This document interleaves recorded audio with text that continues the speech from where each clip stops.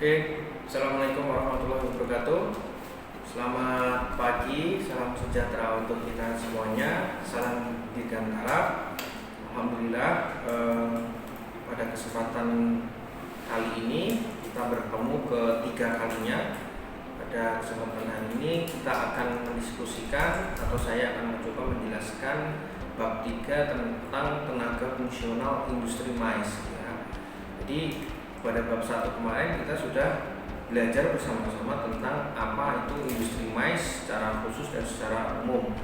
Nah, yang bab kedua kita juga sudah mengetahui bersama tentang perusahaan-perusahaan yang berada di industri mais gitu ya. Nah, pada kesempatan kali ini saya akan coba mempresentasikan atau menjelaskan tentang tenaga fungsional industri mais. Itu ada 6 ya.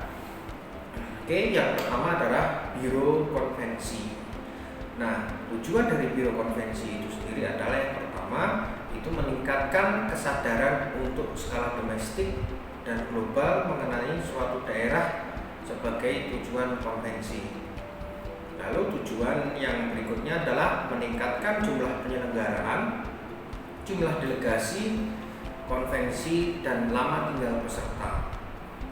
Tujuan biro konvensi yang selanjutnya adalah sebagai sumber informasi profesional yang memberikan pelayanan dan nasihat kepada pembeli dan supplier. Yang selanjutnya tujuan dari biro konvensi itu sendiri adalah membangun database profil asosiasi-asosiasi organisasi dan perusahaan company atau corporate gitu ya. Lalu tujuan yang selanjutnya adalah mendukung setiap upaya pelatihan sumber daya manusia di bidang konvensi. Lalu tujuan yang terakhir dalam biro konvensi itu adalah melaksanakan upaya-upaya pemasaran dan promosi biro konvensi. Nah, masih berkaitan tentang tenaga fungsional industri mais yang pertama yaitu tentang biro konvensi. Kita sekarang akan belajar tentang tugas pokok biro konvensi. Itu yang pertama adalah memberikan petunjuk dan arahan profesional. Tugas yang kedua adalah melaksanakan kegiatan profesional untuk menarik penyelenggaraan konvensi di daerah tersebut. Lalu, tugas dari biro konvensi itu sendiri yang nomor 3 adalah melaksanakan kegiatan penelitian dan pengembangan pasar wisata konvensi. Selanjutnya, melaksanakan kegiatan promosi, dan tugas dari biro konvensi yang terakhir adalah bersama instansi-instansi terkait menyelenggarakan pembinaan terhadap organisasi penyelenggaraan konvensi. Oke, tadi kita sudah tenaga fungsional yang pertama adalah biro konvensi, yang keduanya adalah meeting planner ya. Tenaga fungsional dalam industri mais yang nomor 2 adalah meeting planner. Jadi tugas dari peranan atau tugas dari meeting planner itu adalah merencanakan, mengelola, menyelenggarakan, dan mengevaluasi kegiatan yang berkaitan dengan mais. Nah, definisi meeting planner itu sendiri adalah merangkap sebagai manajer, melaksanakan fungsi-fungsi manajemen dalam proses pengelolaan suatu meeting di mana terdapat unsur perencanaan yang pertama, lalu yang kedua adalah unsur pengorganisasian, dan yang ketiga adalah memimpin gitu ya. Yang keempat adalah mengkoordinasi, yang kelima adalah mengkomunikasikan, dan yang keenam adalah mengendalikan apa saja yang terkait dengan suatu pertemuan. Nah, masih berkaitan tentang meeting planner. Meeting planner dikelompokkan dalam beberapa bidang. Yang pertama adalah corporate meeting planner. Corporate meeting planner itu adalah orang yang diberikan suatu jabatan ya, atau fungsi jabatan untuk merencanakan dan melaksanakan secara rinci pertemuan perusahaan. Itu corporate dari meeting planner. Lalu asosiasi meeting planner itu adalah karyawan yang bekerja dari suatu organisasi atau asosiasi yang mempunyai tugas dalam bidang perencanaan dan pelaksanaan pertemuan dari tempat bekerjanya.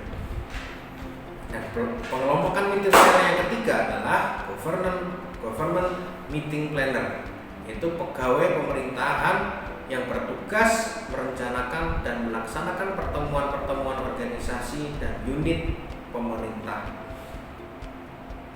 Nah, itu tadi pengelompokan meeting planner. Saya ulangi sekali lagi, pengelompokan meeting planner itu dibagi tiga: corporate meeting planner, yang kedua adalah asosiasi meeting planner, dan yang ketiga adalah government meeting planner. Oke, yang selanjutnya kita akan membahas tentang fungsi dari meeting planner, ya. Dan coba Anda bisa baca bersama-sama. Itu fungsi meeting planner, ya. Itu ada 25, ya. Coba kalian bisa membaca masing-masing. Yang pertama adalah membentuk dan menciptakan rencana pertemuan dan materi yang dibutuhkan. Lalu yang kedua, memilih venue atau ruangan pertemuan dengan fasilitas yang mendukung. Yang ketiga, menegosiasikan fasilitas-fasilitas yang dibutuhkan. Yang keempat, merencanakan harga jual dan biaya permodalan. Nomor 5, melakukan reservasi dan akomodasi jika diperlukan. Itu nomor 5.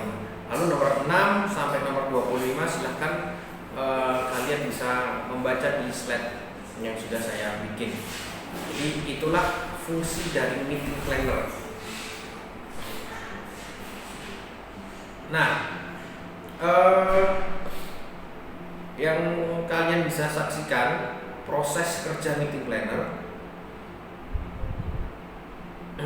itu yang kalian bisa lihat juga ada beberapa, ada 12 ya.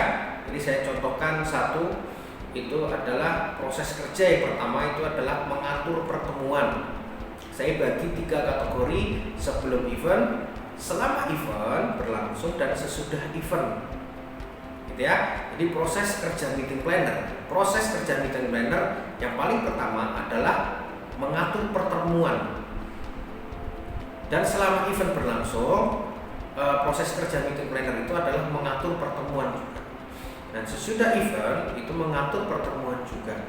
Jadi sebelum event itu mengatur pertemuan yang akan dilaksanakan, gitu ya. Persiapannya seperti apa. Nah, selama event berlangsung itu mengatur pertemuannya juga. Jadi melihat secara langsung pertemuan itu sedang berlangsung, gitu ya. Nah, meeting planner sesudah event itu juga mengatur pertemuan. Mengatur pertemuan biasanya melakukan evaluasi, ya. Hal-hal apa yang kemarin kurang, hal-hal apa yang kemarin belum dilaksanakan, dan lain-lain. Oke, itu saya sudah kasih contohnya. Coba kalian bisa membaca sendiri di slide proses kerja meeting planner. Oke, yang selanjutnya adalah tenaga fungsional. Yang selanjutnya adalah professional konvensi atau kongres, conference, organisasi, atau biasa disebut di industri mes itu adalah PCO, ya. Nah, PCO itu adalah sebagai konsultan. Tugasnya adalah menyampaikan pandangan berdasarkan pengalaman dan keahlian yang dimiliki. PCO sebagai project manager. Jadi PCO fungsinya adalah yang pertama tadi sebagai konsultan, atau PCO sebagai project manager itu sebagai jembatan antara panitia penyelenggara dengan para supplier. Nah, oke. Tenaga fungsional yang selanjutnya adalah penata pameran, exhibition organisasi, organizer, atau exhibition manager. Jadi exhibition organizer dan exhibition manager yang profesional dan berkualitas dibutuhkan untuk mempromosikan produk dari industri jasa dan barang di setiap pameran yang diselenggarakan baik skala nasional, ya. Manajer yang profesional yang berkualitas dibutuhkan untuk mempromosikan produk dari industri jasa dan barang di setiap pameran yang diselenggarakan baik skala nasional maupun skala internasional. Jadi kegiatan exhibition organisasi itu antara lain yang pertama mencermati tema pameran, Yang kedua adalah memahami tujuan pameran. Yang ketiga mengetahui seluk-beluk lokasi pameran. Dan yang keempat adalah mencermati rancangan jadwal acara pameran. Dan yang kelima adalah memahami luas tempat pameran. Ya, jadi tenaga fungsional yang selanjutnya adalah penata pameran. Itu kegiatan dari penata pameran atau biasa di dalam industri mes itu biasa disebut dengan exhibition organizer atau exhibition manager gitu ya. Jadi kegiatan-kegiatan dari exhibition organizer itu antara lain yang sudah saya jelaskan. Oke, exhibition organizer dan exhibition manager atau bisa diartikan penata pameran mempunyai beberapa tanggung jawab gitu ya. Yang pertama adalah tanggung jawabnya menyelesaikan pameran yang dia laksanakan gitu, atau dia buat. Yang kedua tanggung jawabnya adalah membuat anggaran, ya. Yang ketiga adalah mempersiapkan pameran dagang. Yang keempat adalah menyelesaikan masalah pokok pameran. Yang keenam adalah menyeleksi dan melatih staf atau karyawan. Yang selanjutnya adalah evaluasi pameran dagang. Apakah pameran itu berlangsung dengan baik atau tidak, jika tidak kekurangannya dan lain-lain. Dan yang selanjutnya adalah menampilkan kepribadian yang baik. Oke, tenaga fungsional yang berikutnya adalah DMC atau biasa disebut Destination Management Company. Itu tugasnya adalah sebagai intermediary yang mempertemukan meeting planner dengan supplier dan jadi pihak ketiga. Dan secara langsung DMC bertindak langsung dalam penyelenggaraan meeting planner, show manager, dan convention manager. Nah, ruang lingkup dari DMC atau ruang lingkup dari Destination Management Company itu ada 4. Yang pertama adalah convention meeting service, dan yang selanjutnya adalah ground service, yang selanjutnya adalah tour dan entertainment. Ya. Jadi ruang lingkup dari DMC. Nah, untuk slide yang 3 terakhir, saya akan mencoba menjelaskan tentang organisasi penyelenggaraan dari konvensi. Ya, itu lebih secara spesifik lagi gitu ya. Yang pertama adalah panitia pengarah atau biasa bahasa industri mesnya itu adalah steering committee. Itu adalah terdiri dari beberapa orang yang diberi wewenang oleh instansi pemerintah atau organisasi, asosiasi atau korporasi yang akan mengadakan kegiatan MAIF. Yang kedua, kewenangan melitu pengarahan, nasihat atau petunjuk bagi suatu panitia yang disebut panitia pelaksana. Yang selanjutnya adalah panitia pelaksana atau organisasi komite. Itu adalah tugasnya sebagai satu-satunya badan pengambil keputusan untuk semua bidang.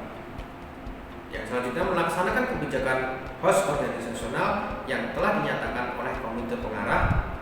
Selanjutnya membuat suatu rencana singkat secara tertulis mengenai suatu kegiatan dari sekretaris dan masing-masing subkomite lainnya. Selanjutnya mengawasi pekerjaan sekretaris, memberikan dan menerima rekomendasi usul dan subkomite lain. Dan yang selanjutnya bertanggung jawab atas bidang protokol. Selanjutnya mengkoordinasi semua kegiatan yang berhubungan dengan pameran. Nah, itu organisasi penyelenggaraan konvensi. Yang pertama adalah panitia pengarah, yang kedua adalah panitia pelaksana, yang ketiga adalah sekretaris, dan yang keempat nanti ada subkomite. Ya, nah tugas dari sekretaris itu sendiri adalah menerima dan menanggapi surat atau fax atau telepon yang masuk kaitannya dengan acara-acara yang akan diadakan, ya. Terus yang selanjutnya tugas dari sekretaris adalah memberikan pelayanan sekretariat bagi komite pelaksana, atau bisa juga tugas dari sekretaris menjaga agar sistem file terawat dengan baik. Nah, selanjutnya mengurus rekening bank, selanjutnya menyiapkan tanda pengenal bagi peserta, selanjutnya menyusun suatu sistem registrasi untuk peserta. Nah, itu tugasnya dari sekretaris. Dan subkomite, ya, subkomite. Jadi komite itu ada beberapa, dan ini di bawahnya nanti ada sub-subnya per bidangnya masing-masing gitu ya. Jadi ada bidang perizinan, bidang fasilitas, bidang promosi atau publikasi, bidang protokol dan visa, bidang keamanan, bidang program kegiatan, bidang keuangan, dan bidang teknis. Tentunya subkomite itu dalam bidang-bidangnya masing-masing itu sudah mempunyai job deskripsi yang masing-masing yang sudah harus terlaksana sendiri-sendiri gitu ya. Contohnya bidang perizinan itu harus tugasnya itu memberikan atau mencari izin gitu ya, entah itu nanti pelaksanaannya di lokasi mana, itu perizinnya dari kepolisian atau dari Satpol PP atau dari Dinas Pariwisata, itu apakah sudah mendapatkan izin dan harus mempunyai izin atau tidak, itu adalah tugasnya bidang perizinan. Dan selanjutnya di bawah-bawahnya. Nah, selanjutnya saya coba akan menjelaskan tentang penyelenggaraan konvensi itu sendiri. Itu kalian atau teman-teman semuanya harus bisa menentukan beberapa hal yang krusial sebelum kalian lebih lanjut untuk menentukan yang lain-lainnya ya. Nah, penyelenggaraan konvensi atau penyelenggaraan pameran atau penyelenggaraan acara itu yang pertama harus ditentukan tema pamerannya itu sendiri. Nah, tema pameran harus sejalan dengan tujuan dan maksud dari pameran atau konvensi itu sendiri. Nah, setelah temanya sudah ditentukan, itu harus menentukan atau menyiapkan atau mencari ya lokasi yang akan dilaksanakan pameran atau konvensi itu sendiri. Diusahakan dalam suatu gedung untuk memberikan kemudahan kepada pengunjung yang sebagian besar dalam peserta konvensi.